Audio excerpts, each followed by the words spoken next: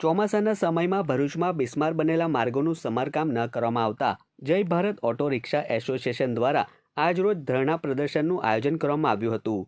ભરૂચના મહમ્મદપુરાથી જંબુસર બાયપાસ અને મહમ્મદપુરાથી વેજલપુર સુધીના બિસ્માર માર્ગના પગલે ધરણા પ્રદર્શનનું એલાન આપવામાં આવ્યું હતું અને આ પ્રદર્શનને કોંગ્રેસ દ્વારા પણ સમર્થન જાહેર કરવામાં આવ્યું હતું. જોકે ધરણા પ્રદર્શન માટે તંત્રએ પરવાનગી ન આપતા ધરણા પ્રદર્શનના સ્થળે પોલીસ પહોંચી હતી અને પ્રદર્શનને અટકાવ્યું હતું.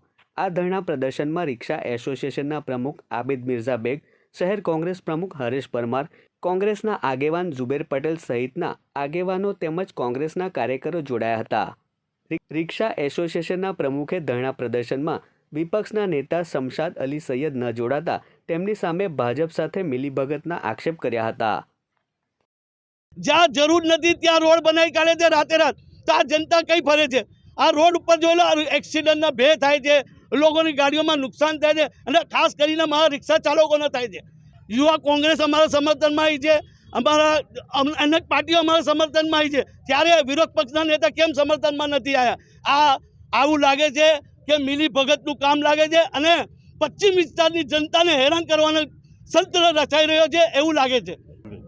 બધા કાઉન્સિલરો બી વારંવાર રજૂઆત કરી હતી, તે છતાં પણ આ જ્યારે નગરપાલિકાના ખાઈ બેઠેલા અધિકારીઓ આ બાબતમાં કોઈ બી પ્રકારનું કંઈક નિવેદન કે કોઈ નિરાકરણ લાવવાની કોશિશ પણ નથી કરતા અને ખાલી એમ કહે છે કે ભાઈ રોડ બનાવી ગયો, પણ ક્યારે બનશે? પબ્લિકને આજે જે રીતે હેરાનગતિ થાય છે એનું વહેલું નિરાકરણ લાવે એવી અમારી લાગણી અને માગણી છે.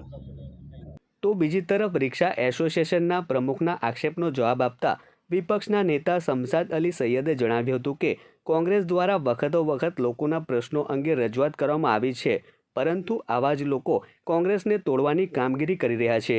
એમના પ્રશ્નોનો કઈ રીતે નિરાકરણ લાવવા તેવા પ્રયત્નો હંમેશા અમારા નગરપાલિકાના વિપક્ષના સભ્યોના રહ્યા છે.